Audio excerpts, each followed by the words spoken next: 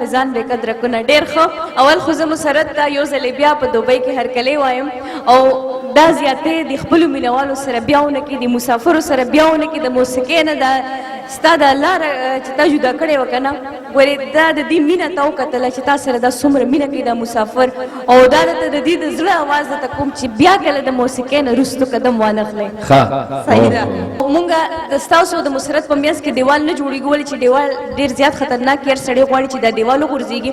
زه او زمان غورځېدل نه غواړو. د مسرت ښایسته غوندې غږ همدلته کښېږدې، تاسو سره د خوند ترې نه واخلئ، مونږ به یو ساعت پس بیا راځو.